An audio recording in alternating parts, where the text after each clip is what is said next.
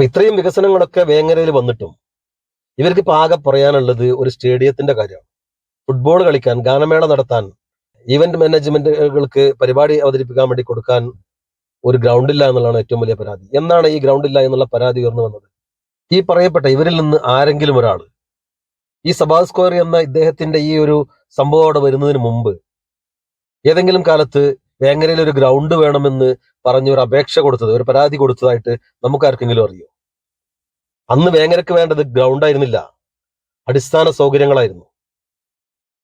വേങ്ങരയിലെ ജനങ്ങൾക്ക് കുടിവെള്ളമായിരുന്നു വേണ്ടത്, സഞ്ചരിക്കാൻ നല്ല റോഡുകളായിരുന്നു വേണ്ടത്, ചികിത്സിക്കാൻ നല്ല ഹോസ്പിറ്റലുകളായിരുന്നു വേണ്ടത്, കുട്ടികൾക്ക് പഠിക്കാൻ നല്ല സ്കൂൾ കെട്ടിടങ്ങളായിരുന്നു വേണ്ടത്, നല്ല അംഗൻവാടികളായിരുന്നു വേണ്ടത്. അതൊക്കെ കുഞ്ഞാലിക്കുട്ടി സാഹിബ് അദ്ദേഹത്തിന്റെ കഴിവിന്റെ പരമാവധി, അദ്ദേഹം മന്ത്രിയായിരുന്നപ്പോഴും അതിനുശേഷം ഈ 10 വർഷം ഇടതുപക്ഷത്തിന്റെ എല്ലാ അവഗണനയും പ്രതിരോധിച്ചുകൊണ്ട് അദ്ദേഹത്തിന് പറ്റാവുന്നതൊക്കെ അദ്ദേഹം ചെയ്തിട്ടുണ്ട്. ഇവർക്ക് ആകെ പറയാനുള്ളത് ഈ ഒരു ഫുട്ബോൾ ഗ്രൗണ്ടിന്റെ അഭാവം മാത്രമാണ്. അത് കൊണ്ടുവന്നു നമ്മുടെ എതിരാളി, അല്ലെ, എതിർ സ്ഥാനാർത്ഥി കൊണ്ടുവന്നിട്ടുണ്ട്. എന്താ ലക്ഷ്യം? അത് ആരുടെ ഉടമസ്ഥതയിലാണ് ഇപ്പൊ ഉള്ളത്? വേങ്ങരക്ക് ഒരു ചരിത്രമുണ്ട്, നമുക്കറിയാലോ, അല്ലെ? വേങ്ങരയിലെ ഹെൽത്ത് സെന്ററും ബ്ലോക്കും പോലീസ് സ്റ്റേഷനും ഒക്കെ നിലകൊള്ളുന്ന ഏക്കർ കണക്കിന് സ്ഥലം അത് ഒരു രൂപ പോലും പ്രതിഫലം വാങ്ങാതെ സംഭാവന ചെയ്ത പൂർവികരാണ് മുസ്ലിം ലീഗിന്റെ പൂർവികർ എന്നുള്ളത് നിങ്ങൾ മനസ്സിലാക്കണം. വേങ്ങരയിലെ ആദ്യത്തെ ഗ്രാമപഞ്ചായത്ത് പ്രസിഡന്റായിരുന്ന പ്രിയപ്പെട്ട മാളിയേക്കൽ അബ്ദുള്ള ഹാജി, അദ്ദേഹത്തിന്റെ സംഭാവനയാണ് അതൊക്കെ. അങ്ങനെ വേങ്ങരയിൽ ഒരുപാട് എല്ലാ 6 പഞ്ചായത്തുകളിലും ഉള്ള പഞ്ചായത്ത് ഓഫീസുകളും അതുപോലെ ഒരുപാട് ഗവൺമെന്റ് സ്ഥാപനങ്ങളും നിൽക്കുന്നത് ഇതുപോലുള്ള ഞങ്ങളുടെ പൂർവികർ, നമ്മുടെ പൂർവികർ, മുസ്ലിം ലീഗുകാരടക്കമുള്ളവരുടെ പൂർവികര് ദാനമായി കൊടുത്തതാണ്. അവിടെയാണ് ഒരു മുതലാളി സ്വന്തം പേരിൽ ഒഴിഞ്ഞു കിടന്ന, കാട് പിടിച്ച് കിടന്നിരുന്ന കുറച്ച് സ്ഥലം വെട്ടിത്തെളിച്ച് അതൊരു ഗ്രൗണ്ട്, അതൊരു സ്റ്റേഡിയമാക്കി, അതൊരു ഗ്രൗണ്ടാക്കി, അതിൽ പാർക്ക് കൊണ്ടുവന്ന് ഇതാ ഞാനിതൊക്കെ ഇത്ര വലിയൊരു സംഭവം കൊണ്ടുവന്നിരിക്കുന്നത് പ്രചരിപ്പിച്ച് മത്സരിക്കാൻ ഇറങ്ങുന്നത്, തെരഞ്ഞെടുപ്പിൽ മത്സരിക്കാൻ ഇറങ്ങുന്നത്. അദ്ദേഹത്തിന് അതിൽ നിന്ന് വരുമാനം ഉണ്ടെന്ന് നമുക്ക് അറിയാവുന്നതാണ്. ഫുട്ബോൾ അദ്ദേഹം നടത്തുന്ന ടിക്കറ്റ് വെച്ചിട്ടാണ്, അല്ലെ? അതിനുള്ള വരുമാനം എത്രയാണെന്ന് നമുക്കറിയാലോ. അതിൽ നിന്ന് എന്തോ ചെറിയ അതിന്റെ 10-1 പോലും ചെലവാക്കാതെ ആർക്കോ വീടെടുത്ത് കൊടുത്തു, അതൊക്കെയാണ് വലിയ പ്രചാരണം, നമുക്കറിയാം. അദ്ദേഹത്തിന്റെ കാശല്ലല്ലോ, ജനങ്ങള് ഫുട്ബോൾ കാണാൻ വേണ്ടി കൊടുത്ത കാശിൽ നിന്നല്ലേ. വേറെ ഏതെല്ലാം തരത്തിൽ അദ്ദേഹത്തിന് വരുമാനം വരുന്നുണ്ട് അതിൽ? അവിടെ നടക്കുന്ന എക്സ്പോകളും മറ്റൊക്കെ ആയിട്ട് ഇതിനൊക്കെ അദ്ദേഹം വാടക വാങ്ങുന്നില്ലേ? വേങ്ങരയില് എത്രയോ ആളുകൾ നമുക്കറിയാം, സമ്പന്നരായ ആളുകൾ. അദ്ദേഹത്തോളം സമ്പന്നരല്ലാത്ത എത്രയോ ആളുകൾ നമുക്കറിയാം. പാവപ്പെട്ട ആളുകൾക്ക് സ്വകാര്യമായിട്ട് വലത് കൈ കൊടുക്കുന്നത് ഇടത് കൈ അറിയരുത് എന്ന ആ ഒരു തത്വം മനസ്സിലാക്കിക്കൊണ്ട് പാവപ്പെട്ട ആളുകൾക്ക് വീട് വെച്ച് കൊടുക്കുന്ന എത്രയോ ആളുകളെ വ്യക്തിപരമായിട്ട് എനിക്കറിയാം. അതൊന്നും അവർ വോട്ടിന് വേണ്ടി അവർ പ്രചരിപ്പിക്കാറില്ല. എന്റെ പാർട്ടി, മുസ്ലിം ലീഗ് പാർട്ടി, വേങ്ങരയിൽ നടത്തുന്ന പ്രവർത്തനങ്ങൾ നിങ്ങൾ കാണുന്നുണ്ടല്ലോ, അല്ലെ? ചാരിറ്റി പ്രവർത്തനങ്ങളൊക്കെ നിങ്ങൾ കാണുന്നുണ്ടല്ലോ. എത്ര ബൈത്തുർ റഹ്മകള് വേങ്ങരയിൽ മുസ്ലിം ലീഗ് പാർട്ടി എടുത്തു കൊടുത്തിട്ടൊന്നും നിങ്ങൾക്ക് കടക്കണ്ട സഖാക്കളെ നിങ്ങളെടുത്ത്? വേങ്ങരയിലെ മുസ്ലിം ലീഗ് നടത്തുന്ന ഡയാലിസിസ് സെന്ററിനെ കുറിച്ച് നിങ്ങൾക്ക് വിവരമുണ്ടോ? അലിവി ചാരിറ്റിയെ കുറിച്ച് നിങ്ങൾക്ക് അറിയോ? അവിടെ നടക്കുന്ന പ്രവർത്തനങ്ങളെ കുറിച്ച് നിങ്ങൾക്ക് അറിയോ? ഇത് ഏതെങ്കിലും കാലത്ത് ഞങ്ങൾ വോട്ടിന് വേണ്ടി ഉപയോഗപ്പെടുത്തിയിട്ടുണ്ടോ?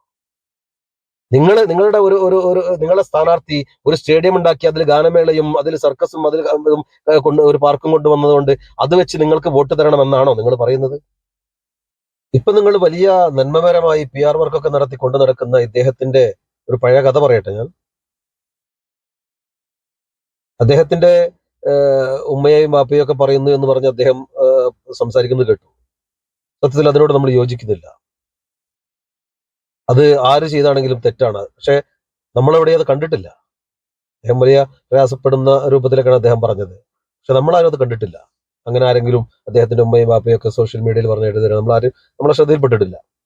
പിന്നെ അത് അദ്ദേഹം സഹതാപതരംഗമുണ്ടാക്കി പിന്നെ എന്താ പറയാ വോട്ട് നേടാനുള്ള സെന്റി അടിച്ച് വോട്ട് നേടാനുള്ള പിന്നെ വർത്താനാണെന്നുള്ളത് അത് നമുക്കറിയില്ല. ഏതായാലും അദ്ദേഹത്തിന്റെ വാപ്പയും ഒക്കെ നല്ല വ്യക്തിത്വങ്ങളായിരുന്നു, നമുക്കറിയാം. അദ്ദേഹത്തിന്റെ വാപ്പയൊക്കെ നമ്മൾ ചെറുപ്പത്തിൽ കണ്ടിരുന്നതാണ്. നല്ല മനുഷ്യനാണ്, ഒരുപാട് സഹായങ്ങളും മറ്റുള്ളവർക്ക് ചെയ്തിട്ടുള്ള മനുഷ്യൻ. അതിലൊന്നും നമുക്ക് ഒരു അഭിപ്രായ വ്യത്യാസമില്ല. ഒരുപാട് ഉപകാരങ്ങൾ നാടിന് ചെയ്തിട്ടുള്ള മനുഷ്യനാണ്. പക്ഷെ ഇദ്ദേഹം എവിടെയായിരുന്നു? ചെറിയ കുട്ടിയൊന്നുമല്ലല്ലോ, 10-60 വയസ്സായ ആളല്ലേ. ഇത്രയും കാലം നമ്മൾ എവിടെയെങ്കിലും കണ്ടിരുന്നോ? വേങ്ങരയിലെ ഒരു ബിസിനസ്സുകാരന്റെ ചിത്രത്തിലല്ലാതെ വേറെ എവിടെയെങ്കിലും ഈ വ്യക്തിയെ കണ്ടിരുന്നോ നമ്മള്? ഏതെങ്കിലും ഒരു ചാരിറ്റി പ്രവർത്തനത്തിലോ മറ്റോ എടുത്തു പറയാവുന്ന എന്തെങ്കിലും ഒന്നുണ്ടോ? ഇല്ല. ഇപ്പോ ഇങ്ങനൊരു ആഗ്രഹം വന്നു, തെരഞ്ഞെടുപ്പിലൊക്കെ ഒന്ന് മത്സരിക്കണം, അല്ലെ, 4 ആൾ അറിയപ്പെടണമെന്നൊക്കെ തോന്നിയപ്പോ കുറച്ചൊക്കെ സമൂഹത്തിൽ ഇറങ്ങാൻ തുടങ്ങി. ഒരു സ്റ്റേഡിയവും ഒരു ഇതൊക്കെ പിന്നെ ഒരു ഗ്രൗണ്ടൊക്കെ ഉണ്ടാക്കി ആളുകളെ അങ്ങോട്ട് ആകർഷിച്ചു അല്ലെ. പക്ഷെ അതിനു മുമ്പ് ഒരു കഥയുണ്ട്, അതറിയോ നിങ്ങൾക്ക്?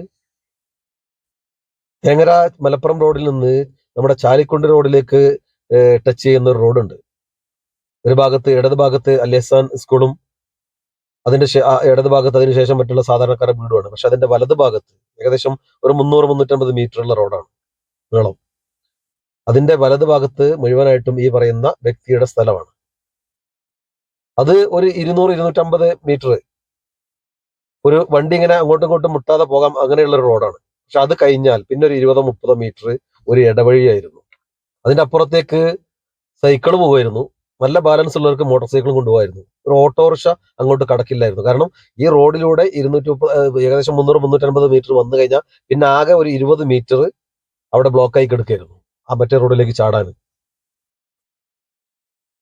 അത് ഒരു ഓട്ടോറിക്ഷ പോലും സൗകര്യപ്പെടാതെ പതിറ്റാണ്ടുകൾ അങ്ങനെ അവിടെ കിടന്നു. ആ നാട്ടുകാർ പരമാവധി ആവശ്യപ്പെട്ടു അല്ലെ, നാട്ടുകാരുടെ ഒരു ആവശ്യമായിരുന്നു അത്. ഒരുപാട് ആ നാട്ടുകാർ മുഴുവൻ ആവശ്യപ്പെട്ടു. പക്ഷെ അതങ്ങനെ കിടന്നത് ആരുടെ പിന്നെ കാരണം കൊണ്ടായിരുന്നു? ഇദ്ദേഹത്തിന്റെ ഒരു ഒരു മീറ്റർ 1.5 മീറ്റർ ഏക്കർ കണക്കിന് അദ്ദേഹത്തിന് ഭൂമിയുണ്ട്. അതല്ലാത്തത് വേറെയുണ്ട്, വേറെ സ്ഥലങ്ങളിലും ഉണ്ട്. അൽഹംദുലില്ലാ, അള്ളാഹു കൊടുത്തതാണ്, അദ്ദേഹത്തിന്റെ പാരമ്പര്യമായിട്ട് കിട്ടിയതാണ്. അതിലൊന്നും നമുക്ക് പിന്നെ ഒന്നും പറയാനില്ല. പക്ഷേ ഈ ഒരു 1-1.5 മീറ്റർ, ഈ 20 മീറ്റർ നീളത്തിൽ ഒരു 1-1.5 മീറ്റർ അദ്ദേഹം ഒഴിച്ചിട്ട് കൊടുത്തിരുന്നുവെങ്കിൽ പതിറ്റാണ്ടുകൾക്ക് മുമ്പ് അതൊരു റോഡായിട്ട് അവിടുത്തെ നാട്ടുകാർക്ക് ഉപയോഗിക്കാമായിരുന്നു. അതിന് തടസ്സം നിന്ന ഒരു ആളായിരുന്നില്ലേ ഇദ്ദേഹം? ആ നാട്ടുകാരോടൊന്ന് അന്വേഷിച്ച് നോക്കുകയാണെങ്കിൽ നിങ്ങൾ. അദ്ദേഹത്തെയാണ് ഇപ്പോ പിന്നെ PR വർക്ക് നടത്തി നന്മമരമാക്കി കൊണ്ട് നടന്ന് അദ്ദേഹത്തിന് വരുമാനം കിട്ടുന്ന ഒരു ഗ്രൗണ്ട് ഒക്കെ സ്റ്റേഡിയം ഒക്കെ ഉണ്ടാക്കി അതിലേക്ക് ആളുകളെ ആകർഷിച്ച് മത്സരിക്കാൻ ഇറങ്ങിയിരിക്കുന്നുള്ള അതല്ലേ സത്യം? അതുകൂടെ പറയണ്ടേ നമ്മൾ ഈ കൂട്ടത്തില്?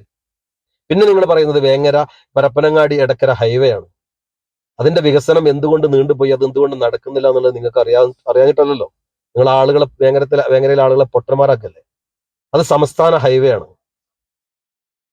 അതിന് ആവശ്യപ്പെടാൻ മാത്രമേ ഒരു MLA കഴിയുള്ളൂ.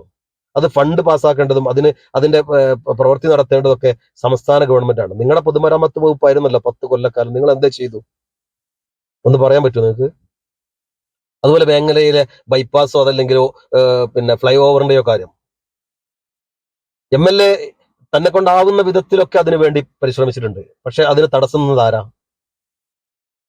ബൈപ്പാസ് കൊണ്ടുപോകണമെങ്കിൽ സ്ഥലം ഏറ്റെടുക്കണ്ടേ? അതിന് ഈ പറയുന്ന മുതലാളി സമ്മതിക്കോ? അദ്ദേഹത്തിന്റെ സ്ഥലത്തിലൂടെ പോകണമെങ്കിൽ സമ്മതിക്കോ? വേങ്ങരയിലെ മറ്റുള്ളവർ സമ്മതിക്കോ? 3 സെന്റിലും 5 സെന്റിലും 10 സെന്റിലും വീടെടുത്ത് താമസിക്കുന്ന ആളുകൾ ബൈപ്പാസിന് വേണ്ടി അവരുടെ സ്ഥലം വിട്ടുകൊടുക്കും? നിങ്ങൾ പറയും. ഇനി ഒരു ഫ്ലൈ ഓവർ കൊണ്ടുവരണമെങ്കിൽ അതിനെതിരെയും പ്രതിഷേധം വന്നില്ലേ? വേങ്ങരയിൽ കച്ചവടം മുടങ്ങുമെന്ന് പറഞ്ഞിട്ട് ഒരു കൂട്ടർ പ്രതിഷേധം ഉണ്ടാക്കിയില്ലേ?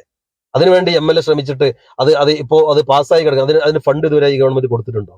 പാസ്സായി കൊടുത്തിട്ടുണ്ടോ? പിന്നെ എങ്ങനെ അത് വരിക? ഇതൊക്കെ ചൂണ്ടിക്കാണിച്ചുകൊണ്ട് വേങ്ങരയിൽ വികസനമില്ല എന്ന് പറയുന്ന നിങ്ങൾ ആരെയാണ് പൊട്ടന്മാരാക്കുന്നത്? ഇവർ കാണിച്ച ഈ 10 കൊല്ലം ഇവർ കാണിച്ച ഈ ഇടതുപക്ഷ ജനാധിപത്യ മുന്നണിയുടെ ഗവൺമെന്റ് കാണിച്ച അവഗണനയുടെ ഫലമാണ് വേങ്ങരയിൽ ഈ 10 കൊല്ലത്തെ വികസനത്തിന്റെ മരവിപ്പ് എന്നുള്ളത് യാഥാർത്ഥ്യം നമ്മൾ മനസ്സിലാക്കേണ്ടത്. അതല്ലാതെ ഇതൊക്കെ MLA തലയിൽ വെച്ച് നിങ്ങൾക്ക് തടിയൂരാന്നാണ് നിങ്ങൾ വിചാരിക്കുന്നത്? അങ്ങനെ 4 വോട്ട് നേടാൻ നോക്കുകയാണോ നിങ്ങൾ? എന്നിട്ട് ഇതൊക്കെ മറച്ചു പിടിച്ചുകൊണ്ട് വേങ്ങരയിൽ ഒരു വികസനവും നടന്നിട്ടില്ല. കുഞ്ഞാലിക്കുട്ടി സാഹിബ് വേങ്ങരയിൽ ഒരു വികസനവും കൊണ്ടുവന്നിട്ടില്ല. ഒന്നും കൊണ്ടുവരാൻ അദ്ദേഹത്തിന് സാധിച്ചിട്ടില്ല. അതുകൊണ്ടാണ് അദ്ദേഹം മലപ്പുറത്തേക്ക് പോകുന്നത് എന്നൊക്കെയാണ് ഇവര് പ്രചരിപ്പിക്കുന്നത്. അതാണോ യാഥാർത്ഥ്യം? കുഞ്ഞാലിക്കുട്ടി സാഹിബ് എന്തുകൊണ്ട് മലപ്പുറത്തേക്ക് പോയി എന്നുള്ളത് നാം അറിയണ്ടേ? വേങ്ങര അദ്ദേഹത്തിന്റെ പെറ്റുമ്മയാണ്. നമ്മൾ പറയാറുണ്ടല്ലോ, നമ്മൾ പ്രവാസികളൊക്കെ പറയാറുണ്ട് ഇന്ത്യ നമ്മുടെ പെറ്റുമ്മയും പ്രവാസത്തിൽ ഉള്ള കൺട്രികൾ നമ്മുടെ പോറ്റുമ്മയൊക്കെ പറയാറുണ്ട്. അതുപോലെ കുഞ്ഞാലിക്കുട്ടി സാഹിബിന്റെ പെറ്റുമ്മയാണ് വേങ്ങര മണ്ഡലം. അദ്ദേഹത്തിന്റെ പോറ്റുമ്മയാണ് മലപ്പുറം മണ്ഡലം. അദ്ദേഹത്തിന്റെ തറവാടും അദ്ദേഹത്തിന്റെ കുടുംബം ഉള്ളത് മുഴുവൻ വേങ്ങര മണ്ഡലത്തിലാണ്. അദ്ദേഹം വീടെടുത്ത് താമസിച്ചിരിക്കുന്നത് മലപ്പുറം മണ്ഡലത്തിൽ. അദ്ദേഹത്തിന് വോട്ടുള്ളത് മലപ്പുറം മണ്ഡലത്തിലാണ്. അദ്ദേഹം ആ ഒരു ആഗ്രഹം വെച്ച് ഇതിനു മുമ്പ് തന്നെ കഴിഞ്ഞ തവണ തന്നെ അദ്ദേഹം മലപ്പുറത്തേക്ക് മാറണം എന്ന് പറഞ്ഞു. വേങ്ങരയിലുള്ള പാർട്ടി പ്രവർത്തകരുടെ നിർബന്ധത്തിന് വാങ്ങിയാണ് കഴിഞ്ഞ പ്രാവശ്യം പോലും അദ്ദേഹം വേങ്ങരയിൽ മത്സരിച്ചത്. അല്ലാതെ തോൽക്കുമെന്ന് നിങ്ങൾ പ്രചരിപ്പിക്കുന്ന പോലെ തോൽക്കുമെന്നുള്ള ഭയം കൊണ്ടല്ല കുഞ്ഞാലിക്കുട്ടി സാഹിബ് മലപ്പുറത്തേക്ക് മാറിയത്. അദ്ദേഹം മലപ്പുറത്തേക്ക് മാറി, അദ്ദേഹത്തിന് വോട്ടുള്ള അദ്ദേഹത്തിന്റെ വീട് നിൽക്കുന്ന മലപ്പുറത്തേക്ക് മാറി. അത് പ്രചരിപ്പിക്കുകയാണ്. പേടിച്ചിട്ട് മാറി. ആരെ പേടിച്ചിട്ട്? എന്താ നിങ്ങൾ ഈ പറയുന്നത്? വേങ്ങര മണ്ഡലത്തെ കുറിച്ചാണോ നിങ്ങൾ സംസാരിക്കുന്നത്? ഇത്രയും വികസനങ്ങൾ വേങ്ങരയിൽ കൊണ്ടുവന്ന 100% ആയി എന്ന അവകാശം ഞാൻ ഒരിക്കലും ഇപ്പം പറയുന്നില്ല. പക്ഷേ ഇത്രയും വികസനങ്ങൾ കൊണ്ടുവന്ന ഒരു MLA പേടിച്ചിട്ട് മണ്ഡലം മാറി എന്ന് പറയുന്നത് നിങ്ങളുടെ അബ്ദുറഹ്മാന്റെ അവസ്ഥ നമ്മൾ പറയണ്ടല്ലോ അല്ലെ? താന്നൂരിൽ നിന്ന് തിരൂരിലേക്ക് ഒളിച്ചോടിയ അബ്ദുറഹ്മാന്റെ അവസ്ഥ നിങ്ങൾക്ക് പറയണ്ടോ? സ്ഥാനാർത്ഥിയെ പ്രഖ്യാപിച്ചതിന് ശേഷമാണ് ഒളിച്ചോടുന്നത് മനസ്സിലാക്കണം. വേങ്ങരയില് സ്ഥാനാർത്ഥിയെ പ്രഖ്യാപിച്ചതിന് ശേഷം അല്ല കുഞ്ഞാലിക്കുട്ടി സാഹിബ് മണ്ഡലം മാറിപ്പോയത്. അദ്ദേഹം കഴിഞ്ഞ തവണ ആഗ്രഹിച്ച ആഗ്രഹം ഇപ്രാവശ്യം അദ്ദേഹം അത് നടപ്പിൽ വരുത്തി എന്നുള്ളതേ ഉള്ളൂ. അങ്ങനെ അദ്ദേഹം പോയപ്പോ വളരെ പ്രഗത്ഭനായ 10 കൊല്ലത്തെ MLA ആയി എക്സ്പീരിയൻസ് ഉള്ള, ആരുടെ മുന്നിലും ആരുടെ മുഖത്തേക്കും വിരൽ ചൂണ്ടി അവകാശങ്ങൾ ചോദിച്ചു വാങ്ങാനും അവരുടെ കള്ളത്തരങ്ങൾക്കെതിരെ പ്രതികരിക്കാനും കഴിവുള്ള പ്രാപ്തിയുള്ള ഉജ്ജ്വലനായ ഒരു സ്ഥാനാർത്ഥിയെ വേങ്ങരക്ക് സമ്മാനിച്ചിട്ടാണ് കുഞ്ഞാലിക്കുട്ടി സാഹിബ് മലപ്പുറത്തേക്ക് മാറിയത് എന്ന് കൂടെ നാം ഓർക്കണം. വേങ്ങരയെ സംബന്ധിച്ചിടത്തോളം വേങ്ങരയുടെ സുവർണകാലമാണ് ഇനി വരാൻ പോകുന്നത്. നമുക്കറിയാം, കുഞ്ഞാലിക്കുട്ടി സാഹിബ് നമ്മുടെ തറവാട്ടുകാരനാണ്. അടുത്ത UDF മന്ത്രിസഭയിൽ എന്തായാലും കുഞ്ഞാലിക്കുട്ടി സാഹിബ് മന്ത്രിയാണെന്നുള്ളത് നമുക്കൊക്കെ ഉറപ്പാണ്. അതുപോലെ തന്നെ ഒരുപക്ഷെ മന്ത്രിയാകാൻ സാധ്യതയുള്ള ആളാണ് KM ഷാജി സാഹിബ്. അങ്ങനെയാണെങ്കിൽ വേങ്ങരക്ക് ലഭിക്കാൻ പോകുന്നത് ഒരേ സമയം 2 MLA-മാരും 2 മന്ത്രിമാരുമാണ്. വേങ്ങരയുടെ വികസനത്തിന്റെ സുവർണകാലമായിരിക്കും വരാനിരിക്കുന്നത്. ഇങ്ങനെയുള്ള ഈ സുവർണ അവസരം മറന്ന് ഇത്രയും കാലം വേങ്ങരയിൽ വന്ന ഈ വികസനങ്ങളൊക്കെ കണ്ടില്ലെന്ന് നടിച്ച് നിങ്ങളിപ്പോ PR വർക്ക് നടത്തി എഴുന്നള്ളിച്ച് കൊണ്ടുവന്നിട്ടുള്ള, കഴിഞ്ഞ തെരഞ്ഞെടുപ്പില് സ്വതന്ത്രനായി മത്സരിക്കാൻ രംഗത്ത് വന്നെങ്കിലും SDPI-ക്കാർ ഏറ്റെടുത്ത് SDPI-യുടെ സ്ഥാനാർത്ഥി എന്ന് പറയാവുന്ന വിധത്തില് കഴിഞ്ഞ തെരഞ്ഞെടുപ്പിൽ മത്സരിച്ച, ഇപ്പോ സ്വന്തം പേരില് ഒരു സ്റ്റേഡിയം ഉണ്ടാക്കി, ഒരു ഗ്രൗണ്ട് ഉണ്ടാക്കി, ഒരു പാർക്കൊക്കെ ഉണ്ടാക്കി അതിലേക്ക് ആളുകളെ ആകർഷിച്ച് വരുമാനമുണ്ടാക്കുന്ന ഒരാളെ LDF സ്വതന്ത്രനായി വേഷം കെട്ടിച്ച് മത്സരരംഗത്ത് കൊണ്ടുവന്നാൽ വേങ്ങരക്കാര് അതിലങ്ങ് വീണ് നിങ്ങൾക്ക് വോട്ട് ചെയ്യുമെന്നാണോ നിങ്ങൾ ധരിച്ചു വെച്ചിട്ടുള്ളത് പ്രിയപ്പെട്ട സഖാക്കളെ? അതും ആർക്ക് വേണ്ടിയാ ഞങ്ങൾ വേങ്ങരക്കാർ വോട്ട് ചെയ്യേണ്ടത്? ആരെ പിന്തുണക്കുന്ന ആൾക്ക് വേണ്ടിയാണ്? ഈ കഴിഞ്ഞ 10 വർഷക്കാലം കേരളത്തെ കടത്തിൽ മുക്കി മുച്ചൂടും മുടിച്ച ഒരു ഗവൺമെന്റിന് വേണ്ടിയാണോ, അതിനെ പിന്തുണക്കുന്ന ആൾക്കാണോ ഞങ്ങൾ വോട്ട് ചെയ്യേണ്ടത്? കേരളത്തിന്റെ 60 വർഷം കൊണ്ടില്ലാത്ത കടം അതിന്റെ 100 ഇരട്ടിയായി 10 വർഷം കൊണ്ട് വർദ്ധിപ്പിച്ച ഒരു ഗവൺമെന്റ് അല്ലെ? ഓരോ കേരളീയനും ഏകദേശം 1.5 ലക്ഷം രൂപ കടക്കാരനാക്കിയിട്ടാണ് ഈ ഗവൺമെന്റ് ഇവരുടെ കാലാവധി അവസാനിപ്പിക്കുന്നത്. പിറന്നു വീഴാൻ പോകുന്ന കുഞ്ഞിന് വരെ കടം ബാക്കി വെച്ചിട്ടാണ് ഇവർ ഇറങ്ങിപ്പോകുന്നത്. അറിയാലോ നമുക്ക്. അതിനൊക്കെ പുറമെ കേരളത്തിലെ സാധാരണക്കാരായ ജനങ്ങളുടെ തലയിൽ ഇവര് കെട്ടിവെച്ചിട്ടുള്ള ബാധ്യതകൾ, രജിസ്ട്രേഷൻ ഫീസുകളും നികുതി ആയിട്ടും അതുപോലെ വെള്ളക്കരവും അതുപോലെ കറണ്ട് ചാർജും ഒക്കെ ആയിട്ട് ഇവർ വർദ്ധിപ്പിച്ച് കേരളീയരെ പിഞ്ഞ് ഇവരുണ്ടാക്കിയ കോടികൾ. 400-ഉം 600-ഉം 800-ഉം ഉണ്ടായിരുന്ന രജിസ്ട്രേഷൻ ഫീസുകൾ 4000-ഉം 6000-ഉം 8000-ഉം അത് ഓരോ വീടിന്റെയും പിന്നെ വലിപ്പത്തിനനുസരിച്ച് 30,000 50,000 വരെ വർദ്ധിപ്പിച്ചിട്ട് ഇങ്ങനെ കേരളീയരെ ദുരിതത്തിലായെത്തിയ ഒരു ഗവൺമെന്റിന് വേണ്ടി സപ്പോർട്ട് ചെയ്യുന്ന ഒരാൾക്കാണോ വേങ്ങരക്കാർ വോട്ട് ചെയ്യേണ്ടത്?